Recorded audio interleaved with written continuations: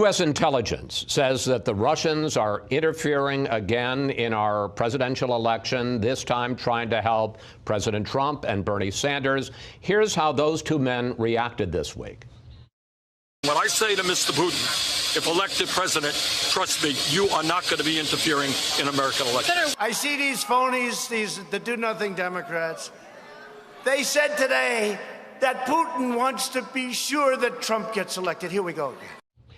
While Sanders targeted Putin, why did the president go after Democrats? Chris, I think that there's not intelligence that said that the Russians are trying to help Donald Trump win election.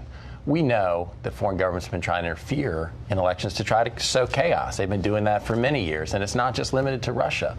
But there's not intelligence that suggests that they're trying to help Trump.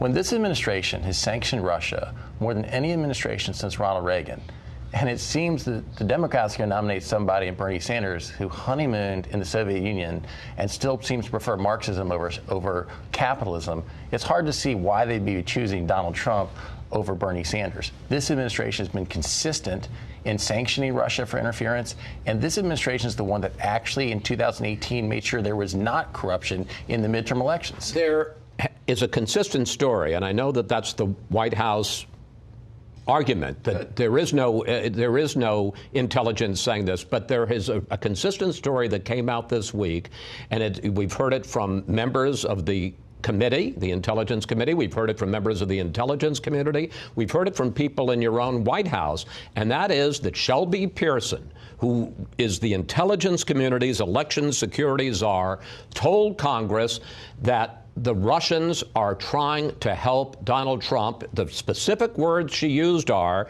developed a preference for President Trump. The president's reaction was to call in her boss, acting DNI Chief Joe McGuire, who spent 40 years, first as a Navy SEAL and then in counterintelligence, to fire him and to replace him with Ambassador Richard Grenell, a Trump partisan who has almost no intelligence experience. You saying none of this happened? Let me correct you on several fronts, Chris. First of all, I think it's disconcerting that the briefing that you mentioned was a classified briefing in the House.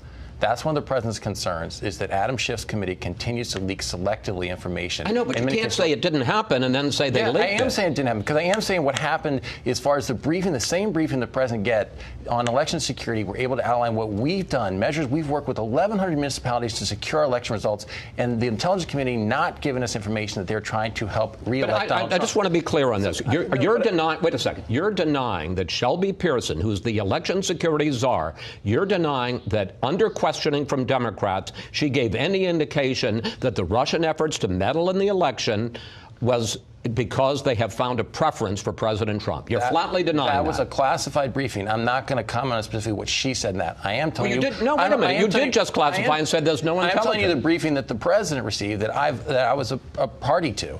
And that's not information that came out of the briefing that the president got on election security, Chris. This is Mark Short, the chief of staff to the vice president and the latest of the cattle to be sent to slaughter. And his ill-preparedness was evident right off the bat, as Short tried to claim, of all things, that there's suddenly no evidence that the Russians are trying to help Trump in the next election. Congress was just briefed only days ago by Shelby Pearson that Russia does want to see Trump reelected and that the Kremlin views his administration as more favorable to Russian interests. The briefing incensed Trump so much that he fired Pearson's boss for it, acting director of national intelligence Joseph McGuire. In other words, Trump wasn't mad that the Russians were, yet again, interfering in the election. He was mad that federal officials told people, including and especially chairman of the House Intelligence Committee, Adam Schiff. So it's not that it's not happening, it's that Trump doesn't want anyone to know. And with all credit to Chris Wallace, Short got rightfully called out for trying to have it both ways here. He all at once attacked the Democrats for leaking the information about the briefing with Pearson, while then saying that it wasn't true.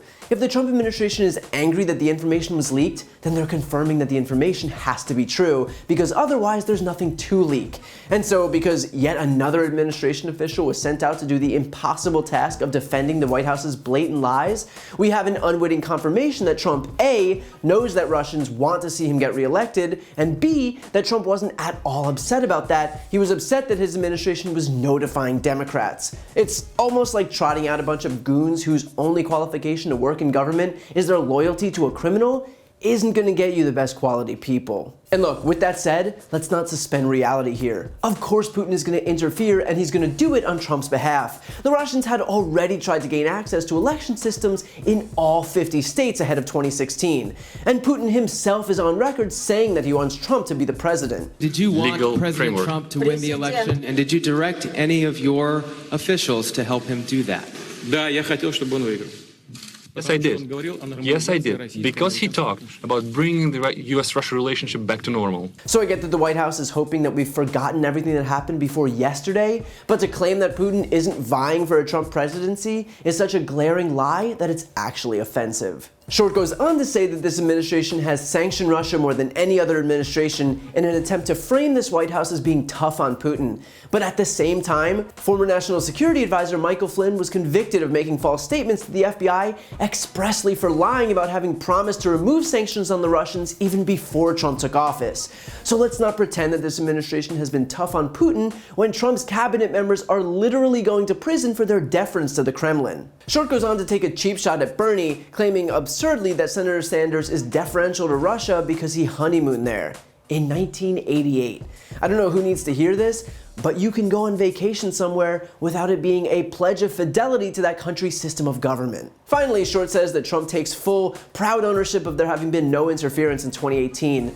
But there was. Trump's own former defense secretary Jim Mattis confirmed at the time that Russia did try to meddle, saying that Putin, quote, tried again to muck around in our elections this last month, and we are seeing a continued effort on those lines. And in fact, the DOJ brought a criminal case against a Russia-based accountant for taking part in a scheme to spend over $10 million on targeted social media ads intended to sow division and discord in our political system.